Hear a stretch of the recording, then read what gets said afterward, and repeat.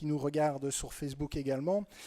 Première des choses, c'est vous raconter d'abord pourquoi nous sommes ici. C'est dans le cadre de Liège Together, à l'invitation aussi de Charles, avec le support de Digital Wallonia. On a décidé de parler des industries 4.0. Nous sommes au Café Numérique et la première question qu'on pose en général, c'est pour savoir un peu ceux qui découvrent ou pas, c'est êtes-vous déjà venu au Café Numérique, oui ou non? Levez la main, oui. Et de l'autre côté, non. Non, levez la main. Ouais, donc on est à 50% de part et d'autre. Et donc je vais vous présenter ce qu'est le Café Numérique Liège. Café numérique, on repart loin, révolution numérique au début des années 2000. Et puis surtout en 2009 à Bruxelles avec la naissance du premier café numérique à l'initiative notamment de Mateusz Kukulka et de Zoltán Jánosi. Et puis nous sommes entrés dans l'histoire à Liège une année plus tard, en 2010. Et puis nous avons complètement relooké le concept en 2012, ici à Liège, à l'occasion du Startup Weekend. La mission du café numérique, c'est promouvoir les nouvelles technologies et l'innovation au plus grand nombre. Vous voyez le cadre dans lequel nous sommes. Ça nous amène au slide suivant, c'est entre le bar et la conférence, et c'est vraiment le cas aujourd'hui avec le bar qui sépare nos deux espaces. Apprendre, networker tout en s'amusant. Donc vous avez une bière à la main, vous avez peut-être pris un sandwich tout à l'heure, et c'est totalement dans l'esprit du café numérique. Café numérique, ce n'est pas qu'à Liège, c'est présent à l'international. Nous sommes maintenant présents dans 23 villes. Le slide, il faudrait que je le mette à jour, mais on a ouvert encore la semaine dernière Libreville au Gabon. Donc vous voyez les chiffres, plus de 1800 orateurs, plus de 600 événements, 35 000 participants. Pour Liège plus spécifiquement, c'est plus de 10 000 participants. On est maintenant, je pense, à 115 événements, plus de 10 lieux que nous faisons découvrir chaque saison et en moyenne un événement tous les 14 jours. Le café numérique ne pourrait pas exister sans une équipe d'organisation qui s'est largement étoffée cette année et pour cause, avec Jérémy qui revient de Bruxelles actuellement, moi-même, Fred Bodaroué qui est dans le bar et qui est la personne qui s'occupe de nos réseaux, Romain Ancio qui est malade et qui ne sera donc pas avec nous ce soir, qui nous fait les petites capsules vidéo sur Facebook. Fabien, c'est notre graphiste en chef qui nous fait toutes les illustrations pour les intermédiaires ici sur le Facebook Live ou les en-têtes du site internet. Sébastien, qui va arriver également, est la personne qui s'occupe plus spécifiquement des thématiques et de contacter les orateurs. Émilie pour le sponsoring. Jean, notre magicien vidéo pour les lives. Sophie et Pierre-Alain pour tout ce qui est catering et hospitality. La thématique ce soir, je ne vais pas épiloguer là-dessus puisque Charles va nous en parler longuement. C'est l'industrie 4.0. Nos invités, Charles-Henri, Sylvain qui se trouve par là-bas, Bruno qui est à ma gauche, Vincent de Greyse qui est ici et Fanny de Liège qui est également à ma droite. Vous rappelez que sans nos partenaires, nous ne serions rien. Donc encore merci à Liège Tendance Numérique, à Boost Factory, au Collège Polytechnique International, à nos partenaires locaux que sont le Lean Square, Hello Moon et Digital Wallonia, et enfin à nos partenaires qui nous permettent de travailler au niveau international, Tweetwall Pro et EIACA. Prochaine thématique déjà, ce sera la dernière de l'année 2017, c'est la transformation digitale du cinéma vers l'infini et au-delà. Et nous aurons notamment parmi les orateurs Philippe Reinhardt. J'en termine avec une phrase, une définition également. La convivialité, c'est la capacité d'une société à favoriser la tolérance et les échanges réciproques des personnes et des groupes qui la composent ou facilité d'emploi de systèmes informatiques. Pour nous suivre, vous avez les différentes informations, notre site internet, l'email, le compte Twitter @cafénlg, le hashtag si vous voulez interagir avec nous, puis notre page Facebook, etc. Enfin, nous sommes un peu partout. Merci d'être présent et je vais passer la parole à Charles, le temps de charger sa présentation.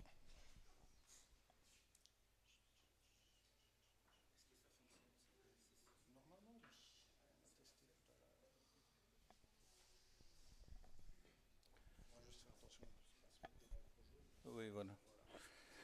Bien, bonsoir à tous et c'est toujours un plaisir évidemment de se retrouver devant un public attentif. Je me pose toujours la question, mais qu'est-ce qui fait que vous avez décidé ce soir d'être là et qu'est-ce qui ferait qu'on vous fait passer une soirée de découverte? car la plupart du temps, les gens qui viennent ont déjà une idée assez large de ce que l'usine 4.0. C'est un peu un piège, parce qu'à la fois, il faut entraîner tout le monde au même niveau d'information, et à la fois, on a envie de vraiment de répondre à vos questions. Alors, le café numérique permet ça, puisqu'on va faire des présentations assez rapides. Si vous avez une question de compréhension, vous m'arrêtez, vous me levez la main, j'essaierai de vous en apercevoir, mais vraiment des questions de compréhension pour qu'on garde un peu l'unité de présentation. Et puis après, questions-réponses avec vraiment beaucoup de plaisir. Je me présente en 1 minute, je m'appelle Charles-Henri Russon. Je m'occupe aujourd'hui de formation continue au Collège Polytechnique. J'ai une spécialité qui est en fait de travailler depuis des années au LabDex. C'est un laboratoire qui travaille sur la qualité de prise de décision. On va de l'algorithme jusqu'au circuit d'information, des composantes qui sont à la fois des composantes de nombre de variables dans la prise de décision, mais aussi toutes les composantes psychologiques qui fait que finalement nos décisions sont très souvent et en partie irrationnelles. L'intérêt du LabDex, c'est qu'il est présent à Namur et qu'il est présent à Montréal, ce qui me donne l'occasion de travailler avec des équipes qui remontent vraiment leur manche aussi de l'autre côté de l'Atlantique. Alors, je serai ce soir un co-animateur de Boost Factory. C'est un atelier très pratique, on le verra tout à l'heure, avec Sylvain, que le collège a mis sur pied en donnant un challenge à quelques jeunes de réaliser des machines-outils seuls dans leur salon, avec des budgets limités, pour qu'ils prennent conscience qu'aujourd'hui, il y a un accès à la technologie qui est important, par exemple. Et ça, j'aime beaucoup, c'est la classe inversée dans la formation. Et j'ai vraiment le plaisir là d'être avec une équipe qui utilise vraiment beaucoup le projet, l'Action Learning et les classes inversées pour nous sensibiliser. J'espère vous faire un point rapide de ce que c'est l'usine 4.0 et des défis qui nous attendent avec ces concepts. Au menu, assez simplement de quoi est-ce qu'on parle.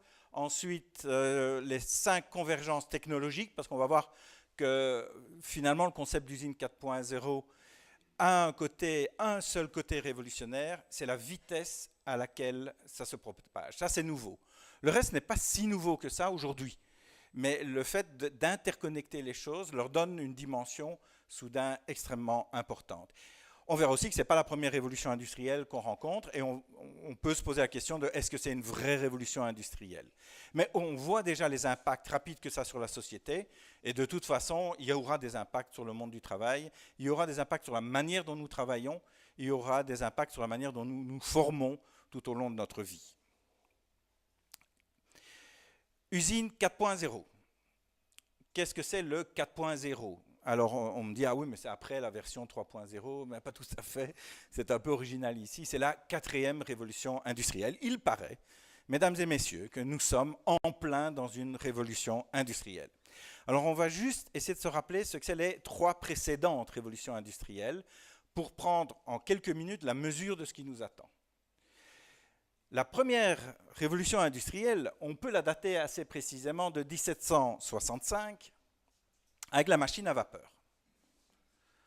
Alors au début, personne n'a compris ce qui était de révolutionnaire à aller chercher l'eau dans une mine avec une machine à vapeur plutôt que de le faire avec un treuil comme on le faisait précédemment.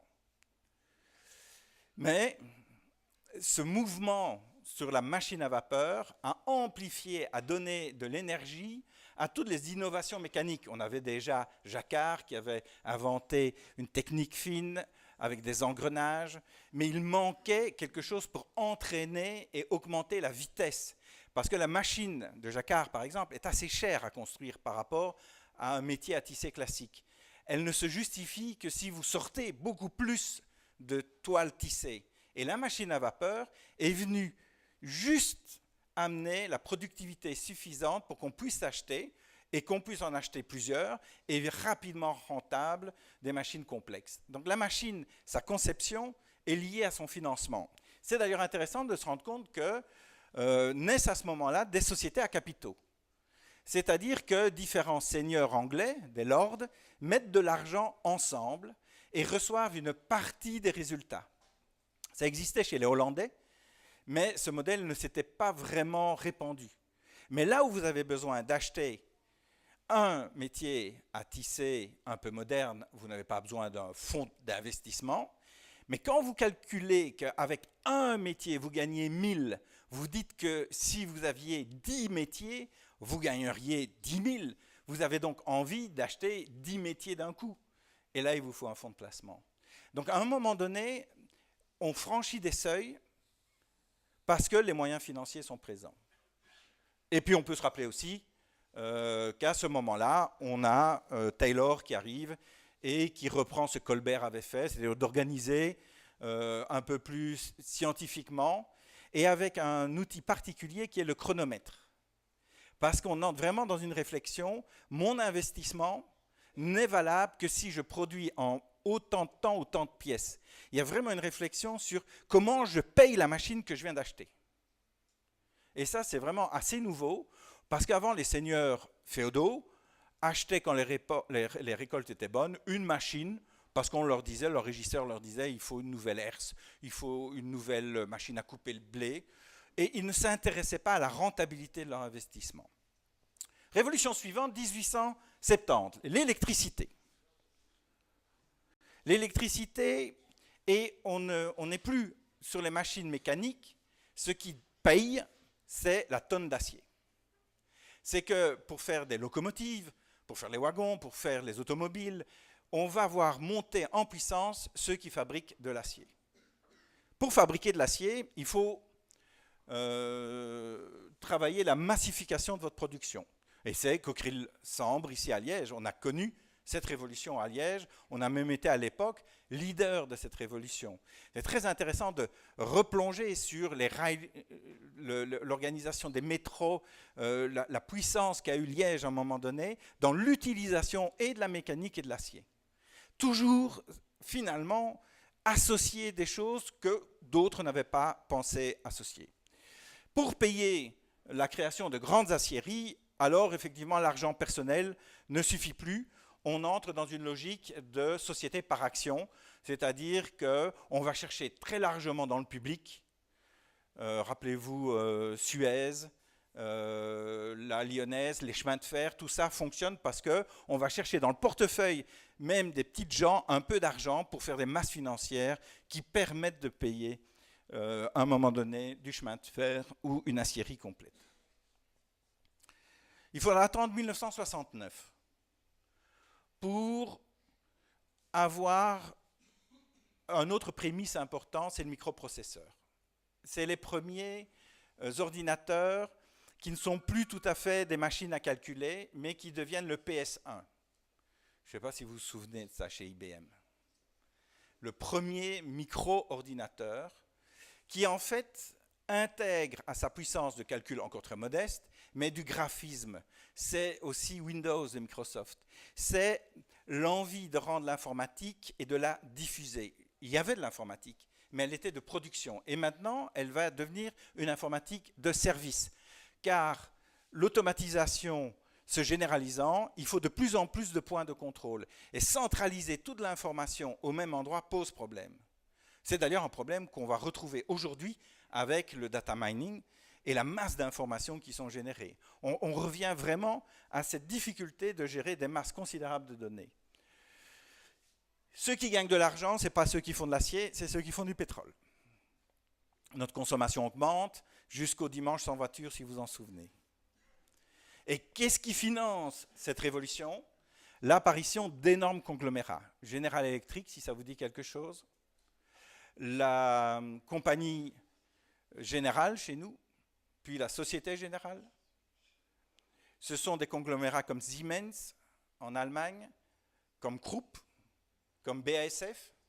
Voilà des ensembles industriels qui vont chercher de l'argent, qui vont mutualiser cet argent pour s'acheter des unités de production de plus en plus importantes. Et pour entrer dans la logique de microprocesseurs et de développement des services, il faut avoir une surface capitalistique, il faut avoir un certain nombre de services comptables à gérer pour que ça devienne intéressant de les mutualiser, de les concentrer. Alors nous sommes en 2017. On roule toujours avec des voitures au pétrole. Certains écoutent encore des disques de vinyle, peut-être même sur parlophone. Mais en fait, la plupart d'entre nous vont entrer dans les 5 ans qui viennent dans la transition énergétique. Qui parmi vous a une voiture hybride? Bon, allez, il y a du travail. Vous êtes un tout petit peu en retard, il faut s'y mettre. Et aujourd'hui, ceux qui gagnent de l'argent, c'est ceux qui, en gros, innovent et saisissent assez rapidement les applications de télécom. C'est Apple, c'est Google, ça reste Microsoft. Et on est autour d'une révolution qui tourne autour de l'Internet, de la mise en réseau et de la massification des données. Je suppose que tout le monde est un peu sensible à ça. Le data mining, le data scientist, et puis toute l'exploitation par algorithme de la masse d'informations qui commence à s'accumuler. Il est intéressant de se rendre compte qu'à peu près 80% des données aujourd'hui sur Internet, 80% n'existaient pas il y a 5 ans. Ces 5 dernières années, on a produit 4 fois plus de données que dans toute l'histoire de l'humanité, en 5 ans. Et là-dedans, il y a à peu près un tiers des données qui sont des données de type industriel, donc inexploitables aujourd'hui, qui sont juste des suivis de production qu'un capteur et une machine s'échangent, qui sont mémorisés, on ne sait pas pourquoi, mais comme ça ne coûte pas cher, on continue à le faire, mais qui sont des données mortes. Donc aujourd'hui, on est avec un réseau Internet avec près de la moitié des données qui sont des données inertes. Et il y a un enjeu assez extraordinaire de ce côté-là, évidemment. Et pour payer ça, alors oui, bien sûr, il y a le crowdfunding, c'est amusant, ça existe, mais derrière, les conglomérats ont continué à prendre de la place, et ceux qui financent aujourd'hui l'économie, ceux qui financent la recherche et développement, de Stanford jusqu'au Collège Polytechnique, c'est Google, c'est Apple, c'est toute une série de groupes pharmaceutiques, industriels, qui laissent des jeunes pousses, les startups, avancer et qui collectent celles qui progressent le mieux. Voilà où on en est aujourd'hui dans cette évolution du financement de la 4e révolution. Qu'est-ce que c'est cette 4e révolution? Ce n'est pas le chemin de fer, ce n'est plus l'acier, ce n'est plus le pétrole, mais c'est tout ce qui se passe devant les écrans. L'argent se trouve là, devant nos écrans.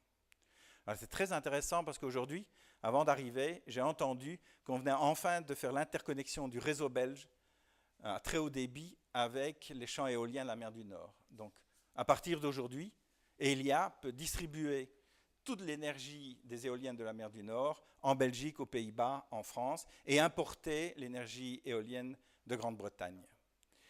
On voit que les réseaux avancent à une vitesse, et je ne sais pas qui était au courant de cette information, mais ça va changer, en tout cas pour Elia, le coût de la structure de la facture de manière tout à fait considérable. 5 tendances créent la 4e révolution industrielle. Alors la première chose, je pense qu'il faut être clair, c'est la robotisation. Robotisation, il y a un mot auquel on peut se familiariser qui est la cobotisation. Alors la robotisation, il faut être clair ensemble, on a multiplié ces 5 dernières années le nombre de robots en Allemagne, en Chine, par plus de 20 fois le coefficient de robots existants. Donc on est passé de 1 robot à 20 robots en Allemagne en 5 ans. Et les 3 dernières années a vu la pente encore augmenter et on sait que l'année prochaine serait une année extraordinaire pour les fabricants de robots. La Chine, elle, est à un coefficient x30 sur les 5 dernières années. Et la Belgique, voilà. On en achète, hein, mais surtout des robots ménagers. On est plutôt bon dans les robots ménagers. On tient la moyenne. Mais à part quelques firmes dans l'aéronautique, dans la chimiothérapie, et me semble-t-il un tout petit peu dans l'automobile, même en Belgique, ce qu'il en reste, on ne s'équipe pas à la même vitesse, en tout cas, que nos amis allemands. On ne s'équipe pas même à la vitesse de nos amis français, qui sont pourtant en la matière un peu plus lents.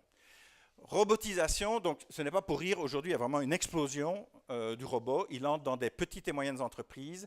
Un robot coûte 2 € par jour d'entretien et de maintenance chez les principaux producteurs de robots. Un robot mécanique qui fait une opération simple, c'est 2 € par jour. C'est-à-dire 60 € par mois. Si vous regardez un salaire moyen d'un ouvrier dans l'industrie wallonne aujourd'hui, il y a évidemment un écart qui pousse à faire quoi? À augmenter la part de robots. Si vous voulez un robot extrêmement complexe, de 5 ou 6 opérations, aujourd'hui, vous pouvez même le louer à la journée. Et ça coûte 16 € la journée chez le principal fabricant allemand.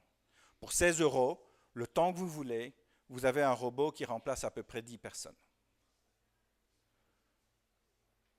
Notamment dans la soudure, qui est un métier en pénurie, c'est un métier difficile où la précision est très importante et la régularité est très importante. Donc on a là un poids économique dont il faut se rendre compte de l'écart entre le coût de la machine et le coût de la main-d'œuvre classique. Cobotisation, c'est quoi? C'est qu'en plus d'acheter des robots, on n'est plus dans le schéma, c'est les robots qui font le sale boulot, ce qui libère l'homme pour faire des tâches plus agréables, de créativité, dans des salons peints en rose avec des petites fleurs ou jouer au ping-pong pendant la journée. Aujourd'hui, chez Daimler-Benz qui construit des Mercedes, c'est le robot qui choisit la couleur, qui choisit les matériaux, qui commande chez un sous-traitant au meilleur prix les matériaux. Et l'homme, qu'est-ce qu'il fait? Il replie le feutre du toit intérieur du plafond de la voiture parce que ça coûte trop cher de développer un robot qui est capable de passer un palpeur et d'avoir la même finesse que les doigts pour coincer le velours. Ça, c'est une réalité qu'on voit aujourd'hui. On ne peut plus dire que les robots sont les manœuvres d'hier. Ils ont toute l'information de gestion de base de données, ils mesurent la vitesse, ils ont des données extraordinaires. D'où la notion de cobotisation. On espère qu'il y a un dialogue permanent qui va se passer entre l'homme et la machine, le robot choisissant le bon velours à mettre dans la voiture, amène le plafond à l'ouvrier qui le termine. Et en plus, le robot parle. Il vous entend, vous pouvez lui donner des consignes, il vous répond. Eh bien, il y a des symbioses étonnantes après 6-7 mois de travail avec un robot qui vous parle et un être humain, ça devient une sorte de collègue. Alors cette notion de robot-collègue, il faut vraiment commencer à l'intégrer. Elle apparaît réellement dans les usines aujourd'hui de gens qui travaillent au quotidien avec ces robots qui communiquent non plus uniquement par données et écran, mais qui parlent ou qui proposent des alternatives à l'opérateur. Cobotisation, voilà un mot, si vous ne le connaissiez pas, vous pouvez l'ajouter à votre vocabulaire. Non seulement ces robots sont plus nombreux, ils sont plus intelligents, ils participent à de la prise de décision, mais en plus, ils ont des capteurs de plus en plus sensibles. Alors, le capteur le plus bête, vous l'avez tous dans vos poches, sur une carte de banque, c'est la fameuse carte à puce. Aujourd'hui, pour 0,06 cents, vous pouvez coller une carte à puce sur une carcasse de voiture, introduire toutes les options que la voiture devra avoir et envoyer la carcasse sur la chaîne de production. Et le robot va simplement lire la carte à puce et décider que là c'est du rouge, là vous avez demandé un revêtement mauve à pois jaune, eh bien il sait qu'il a commandé une semaine avant cette commande spéciale, il va la faire livrer, un autre robot lui a amené d'ailleurs, et au moment où la voiture passe, on met au fur et à mesure ce qu'il faut dans cette voiture. Mais ce n'est pas un ordinateur central qui a piloté le travail des robots, c'est la voiture elle-même qui transporte l'information utile. Alors ça c'est très intéressant, parce que ça veut dire qu'on peut tracer cette voiture après. Que cette voiture, on peut la repérer si elle tombe en panne, que cette voiture, elle peut devenir une carte SIM en elle-même et donc devenir un relais de télécommunication durant sa vie. Elle peut commander les pièces de rechange et les faire livrer au garage le plus proche ou habituel puisqu'elle sait qui vous a facturé votre dernier en réparation de voiture. Nous avons donc des capteurs de plus en plus variés et des capteurs qui coûtent de moins en moins cher. Vous avez des capteurs de chaleur, de couleur. Aujourd'hui, on a un problème, je ne sais pas s'il y en a parmi vous qui commandent chez Deliveroo ou d'autres marques avec ces courageux à vélo. Sauf que ce sont des assassins en puissance. Ils rompent la chaîne du froid.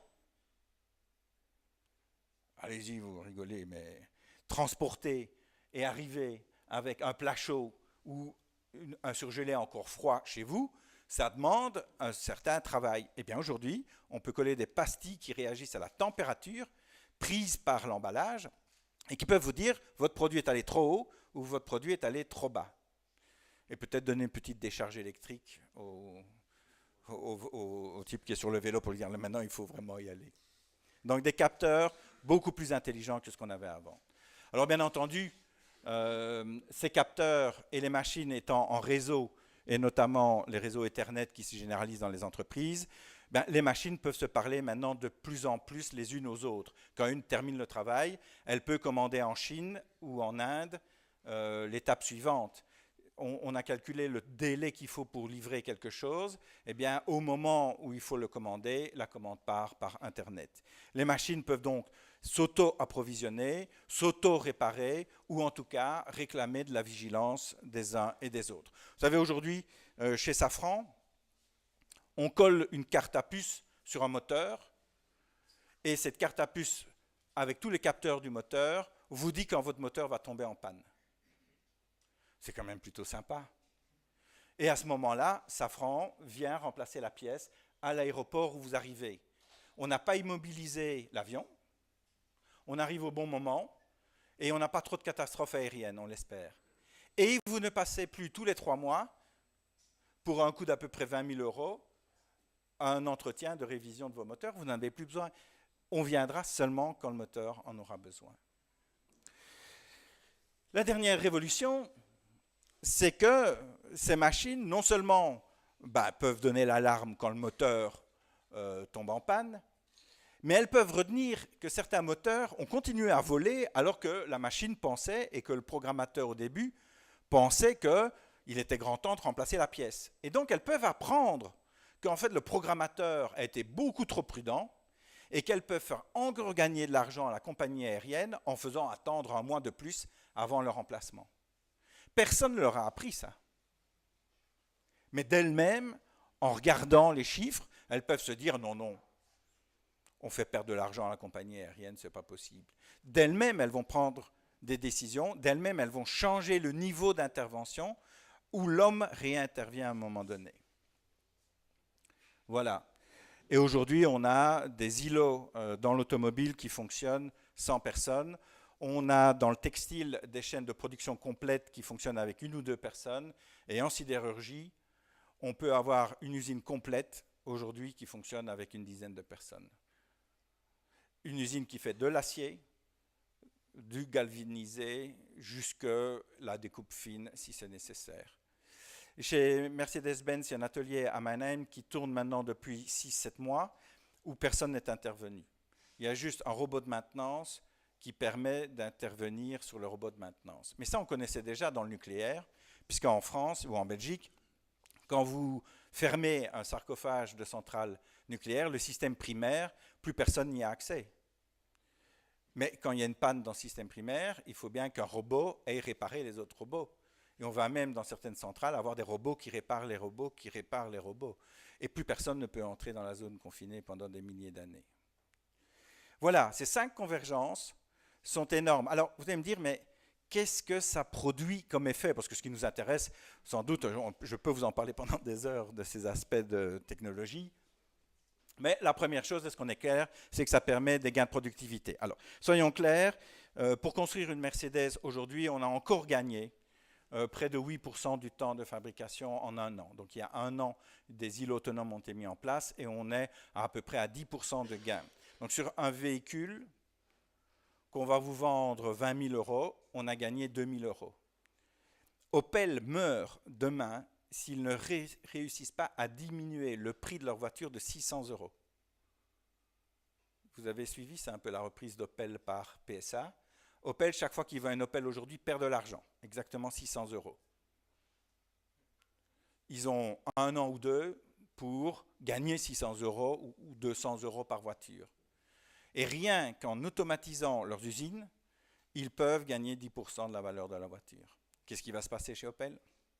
Je pense qu'on va acheter quelques robots supplémentaires. Mais, côté plutôt positif, ça change le poids des salaires dans la structure des coûts.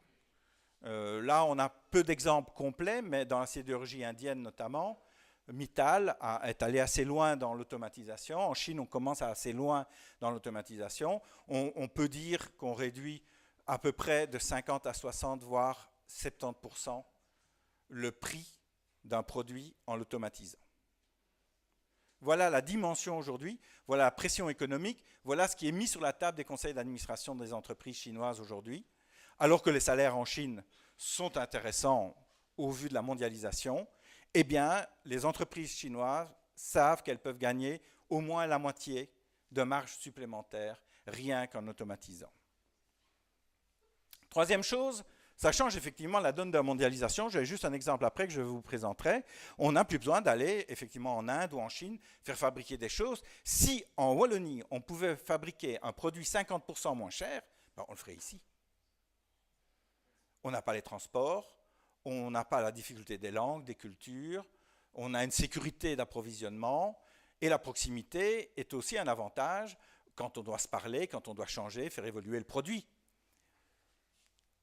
Ça rend possible la production donc industrielle en Europe. Ça, l'Allemagne l'a très bien compris. C'est eux qui sont moteurs dans l'usine 4.0 maintenant depuis une dizaine d'années. Et réellement, je veux dire, 50% de gains de coûts, mais tout est faisable en Europe. Tout. Maintenant, il faut accepter que ce n'est plus le service qui va nous rapporter la marge supplémentaire, mais que l'industrie peut être extrêmement rentable à l'avenir. Et ça rend possible la production de proximité et ça diminue le prix de la personnalisation en masse. Rappelez-vous de ma petite puce dans la voiture, vous pouvez fabriquer autant de ces 3 couleurs que vous voulez, vous pouvez tout mélanger. En fait, du moment où le tissu existe et que le robot sait qu'il doit prendre celui-là avec telle couleur, c'est votre affaire de goût personnel et pour le robot, ça ne coûte pas 1 minute de programmation puisque tout ça existe dans des catalogues standards. Voilà. Et donc, ça permet une variabilité des produits sur le marché. Vous voulez un gros robot, un petit robot, vous voulez une grosse voiture, une petite voiture, vous voulez une Clio ou vous voulez une classe B chez Mercedes, c'est le même moteur, hein. C'est la même plateforme, mais vous avez des formes différentes, vous avez un logo différent, vous avez un sérieux différent, mais c'est exactement les mêmes voitures. Mais le prix est différent aussi parce que, fatalement, socialement, il faut pouvoir rouler en Mercedes, hein. Mercedes est aujourd'hui la firme la plus rentable, c'est à un point qu'ils n'osent pas publier leurs chiffres. Ils truquent leurs chiffres à la baisse, ce quasiment des seules entreprises automobiles aujourd'hui à le faire. Tesla serait plutôt à monter ses chiffres à la hausse. Mercedes, ils ne savent plus trop bien comment cacher un peu les choses. Alors j'ai un exemple à vous donner de ce qui va nous arriver. C'est aux États-Unis. Vous connaissez le contexte de cette politique très ouverte sur la mondialisation, et l'envie du président Trump que ce soit les Américains d'abord. Mais les Chinois sont très sages. Ils se sont dit, OK, eh bien on va construire dans l'Arizona, c'est aux États-Unis, dans le cœur, une usine qui va produire 23 millions de t-shirts par an. 23 millions de t-shirts par an. Pour la balance commerciale américaine, ça commence à être significatif.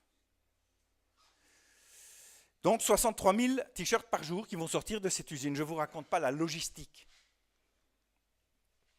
Et les robots seront capables, ils le sont aujourd'hui, de le faire en 30 secondes. Certains robots arrivent même à le faire à la moitié du temps. Donc on pourrait monter jusqu'à quelque chose comme 30, 40, 50 millions de t-shirts. Avec une seule usine. Il faut un peu agrandir les autoroutes qui vont à l'usine. On peut anticiper des camions Tesla automatiques qui passent toutes les 30 secondes. Ça commence à prendre du sens. Mais ça veut dire que cette usine, elle va faire 23 usines classiques dans le textile ou 230 usines indiennes. Car les usines indiennes sont assez petites en taille, en fait. L'investissement est de 20 millions d'euros, ce qui est vraiment rien aujourd'hui en termes d'investissement. Ça va créer 400 emplois. En fait, il y a 200 emplois qui ne servent à rien. Et il y a à peu près 40 personnes sur ligne. Ça veut dire que chaque agent va produire à peu près 1550 t-shirts, les mains dans les poches par jour. Pourquoi est-ce qu'on a 400 emplois? Parce que l'État d'Arizona attribue des aides aux entreprises de plus de 400 emplois. Donc il y aura 401 employés, je suppose. Au début, peut-être 402, pour être sûr s'il y a un départ un peu volontaire à un moment donné. Ces 400 emplois ne sont pas censés intervenir, en tout cas, sur la maintenance ou la production.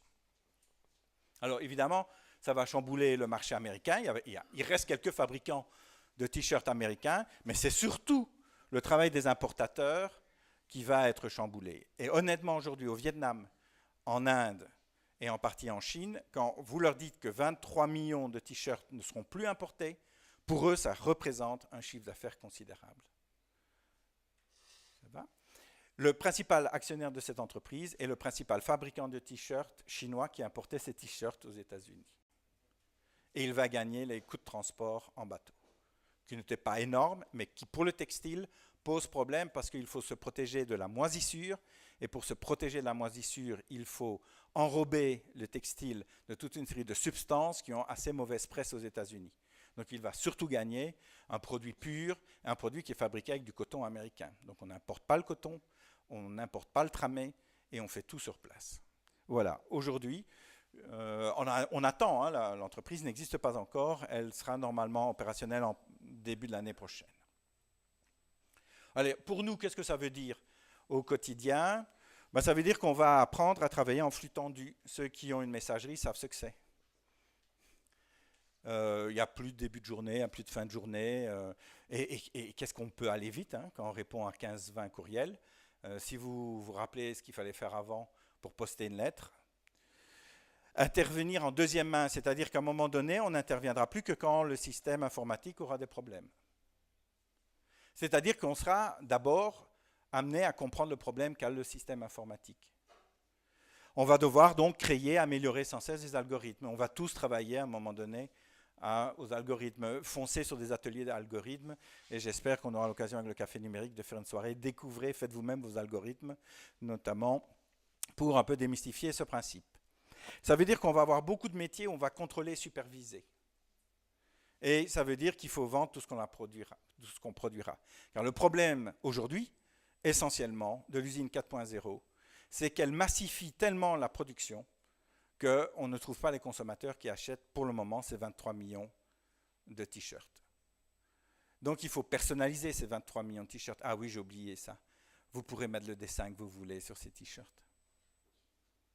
En 30 secondes, chaque t-shirt qui va sortir sera donc différent, emballé, étiqueté, prêt à envoyer à un consommateur individuel. Alors, c'est un léger détail. Voilà. 23 millions de t-shirts à vendre, il faut des idées, quoi. Bien, allez, rappelons-nous qu'il y avait en 1842 plus de 5200 allumeurs de réverbères à Paris. C'est un drame, mesdames et messieurs. Combien reste-t-il de réverbères au gaz à Paris aujourd'hui ?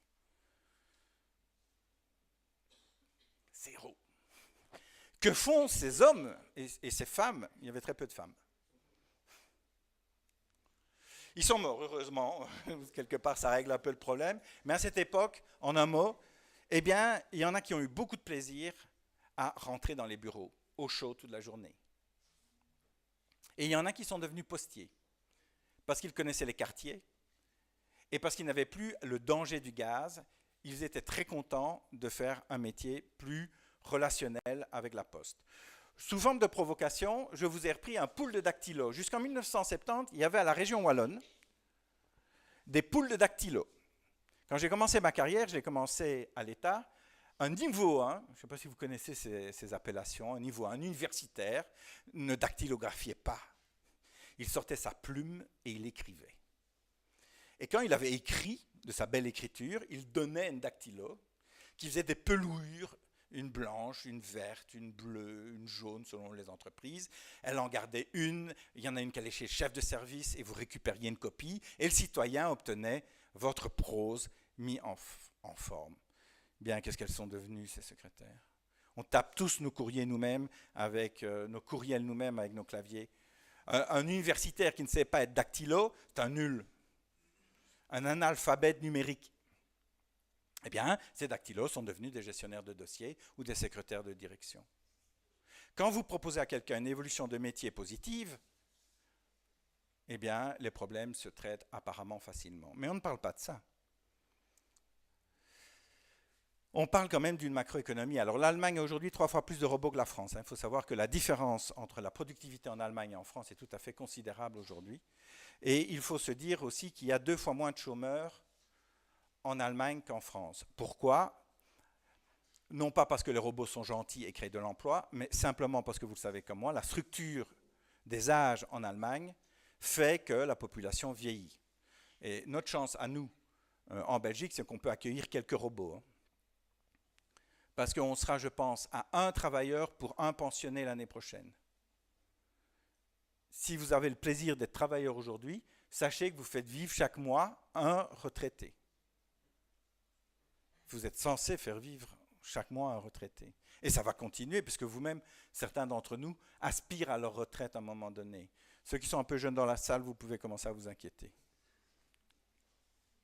Allez, plus d'un métier sur deux sera impacté d'ici de 5 à 7 ans. On parle certainement de 10% de perte d'emploi dans tous les secteurs et essentiellement dans les services. Parce que je vous avais parlé de l'industrie, je vais rester prudemment dans l'industrie, mais vous connaissez les banques, vous voyez les compagnies d'assurance, les administrations. Le gouvernement américain estime qu'il va pouvoir se passer d'un tiers de ses fonctionnaires d'ici 5 ans. Le gouvernement anglais a prévu une décroissance des fonctionnaires de moitié sur 7 ans.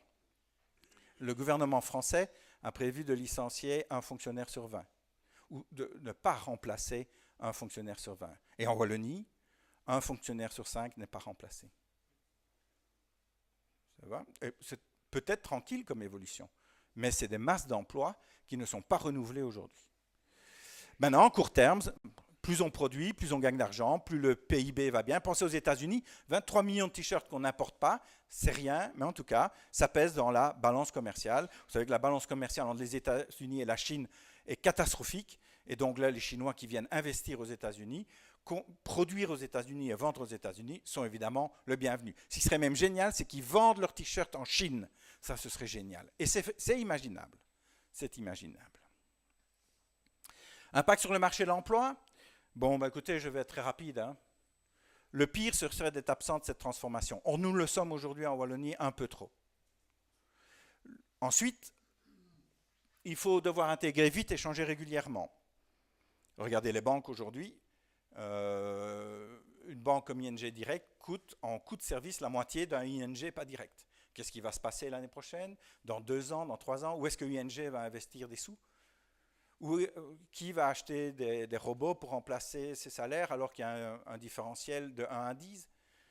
Ben, tout le monde. Enfin, j'espère à un moment donné que tout le monde va prendre conscience que si on ne le fait pas, on décrochera. Donc il va falloir se forger de nouvelles compétences, faire son métier un peu autrement, j'espère que vous en êtes convaincus. Ce qui veut dire aussi qu'il y aura de la formation continue et que le problème de la formation continue se pose réellement. Il n'y a pas 1 euro en Wallonie de réserve pour payer de nouvelles formations continues. Voilà, on a vraiment un problème de ce côté-là. L'enseignement perd de l'argent chaque année, l'enseignement universitaire, supérieur. Le Forum voit ses réserves amputées. On tape chez tous les acteurs de la formation continue. On leur retire de l'argent aujourd'hui, ce qui pose question quand même, alors qu'on se dit que dans les 5 ans à venir, eh bien, nous aurions bien tous besoin de 2-3 jours sur les algorithmes, 2-3 jours sur l'évolution de notre métier, secteur par secteur. Il y aura autant de travail. Rifkin l'avait établi il y a déjà 5 ans dans un livre assez célèbre, mais il y aura moins d'emplois. Combien moins d'emplois? Eh bien, pour le moment, à peu près la courbe de natalité, la baisse de courbe de natalité de l'Europe. C'est étonnant. Aujourd'hui, le monde du capital, les consortiums, ont décidé d'investir prudemment au fur et à mesure de la décroissance de la population. C'est assez transparent, c'est assez lent, mais ça va s'accélérer et ça représente à peu près 20% de la masse d'emplois qui pourrait disparaître en 7 ans. Et bien entendu, pour ceux qui font du télétravail, on sait aussi qu'on n'est plus dans les mêmes formes de travail. Les NOW, je ne sais pas si vous connaissez ça, N-W-O-W, tapez ça sur Internet, c'est intéressant aussi. C'est d'autres manières de travailler, ça nous vient des États-Unis. Le télétravail est la forme la plus connue, mais et ce n'est pas la seule et de loin. Le télétravail, quand vous savez qu'aujourd'hui, pour aller au centre de Bruxelles, il fallait 2 heures en partant de Liège, ce n'est pas une plaisanterie non plus. Ça veut dire que c'est des milliers de voitures en moins sur les routes et les autoroutes. Alors, ceux qui ont un peu l'habitude de travailler avec les Californiens savent que ça commence à peser parce que les gens branchent Skype pour se parler 10 minutes et ne prennent plus leur voiture. Nous sommes un peu de ce côté-là, encore dans des habitudes différentes. Côté positif, autonomie d'activité, plus de valeur pour moins de labeur. C'est vrai que de manière générale, le robot fait des tâches qui soulagent les gens qui travaillent avec lui. On fera un travail plus humain, plus à l'écoute, plus à l'analyse. Je reviens toujours à la même chose, il faudra vendre les t-shirts. Il faudra convaincre le consommateur d'acheter vos produits et donc il faudra connaître le produit. Expérience client, voilà. Si vous ne connaissez pas ce concept, plongez là-dessus aussi. UX Lean. Voilà, ça, je passe ma vie à faire des grilles UX Lean. Avant, je fais du business model Canva, pour les amateurs qui connaissent. Aujourd'hui, on ne veut plus de business model Canva, on veut de l'UX Lean. Voilà, sur Internet, vous trouvez des grilles, même en français, aujourd'hui. Ça veut dire qu'il y a des apports intellectuels intéressants. Si vous travaillez chez Google, honnêtement, les jobs ne sont pas inintéressants. Si vous travaillez chez Apple, les jobs ne sont pas inintéressants. Une carrière en formation continue, on l'a dit, et plus de temps pour retrouver les autres. Ça, c'est aussi quelque chose d'important. Effectivement, on voit un peu plus de temps social réapparaître, notamment aux États-Unis, dans les quartiers ou dans les villes qui sont un peu en avance dans ce genre de modernisation. Et en Allemagne, on se rend compte qu'effectivement, dans certaines industries, ils travaillent 32 heures semaine. Certains secteurs, notamment dans la banque assurance, favorisent les 4 jours semaine. Donc les gens retrouvent une journée pour s'occuper de leur famille, d'associations, et il y a un vrai mouvement qui est assez intéressant à suivre de ce côté-là. Allez, 3 conseils, et c'est ce qu'on va voir ce soir. Pour réussir, je n'ai pas droit aux conseils, ça va être un petit challenge. Mes 3 conseils, c'était d'imaginer, il nous faut des porteurs d'idées. Nous aurons Vincent, qui va nous expliquer comment, avec une idée, on peut peut-être créer une entreprise. On connaît tous ce trajet-là, mais il va surtout nous expliquer les difficultés qu'il a encore aujourd'hui pour y arriver. La deuxième chose, c'est qu'il faut mobiliser les porteurs d'idées. Et dans des grandes entreprises, ce n'est pas plus facile que quand on est un start-upper. Nous aurons Bruno qui viendra nous expliquer comment le groupe Procel, un groupe de presse, mobilise en interne, crée un espace où les gens peuvent avoir des idées, mais prennent aussi le réflexe d'amener leur idée pour en faire un projet. Et il faut que tout le monde joue le jeu. Il nous expliquera qu'il y a des vrais obstacles aujourd'hui, à la fois culturels, mais aussi de réflexes et d'habitudes de travail qui sont à prendre. Et la dernière chose, c'est qu'il nous faut apprendre à changer. Le management du changement, à côté de la créativité, est importante. Et pour changer dans une entreprise, il faut un minimum de confiance. Et donc, quelque part, le climat social, la qualité du dialogue dans les entreprises s'avère essentiel. En Belgique, mais surtout, et l'exemple le plus intéressant, c'est aux États-Unis et en Allemagne. En Allemagne, parce qu'il y a la cogestion, et aux États-Unis, parce qu'il y a un style très direct entre un employeur et ses employés qui permet à un employé de faire remonter une proposition ou une critique. Les entreprises qui entretiennent un climat interne de dialogue changent plus facilement parce qu'il y a une petite culture de confiance où il peut y avoir une culture de confiance. Voilà, c'était mon apport pour retracer ce que c'est l'usine 4.0, ce que sont ces 4 révolutions, ces 5 tendances technologiques, tous les impacts qu'on peut attendre. Gardons le contact, bien entendu. C'est une vraie passion chez moi et donc si vous avez des questions, si vous êtes entrepreneur, si vous posez des questions sur l'évolution du marché de l'emploi, sur les formes de travail, bienvenue, on échange avec plaisir. Merci à Charles-Henri.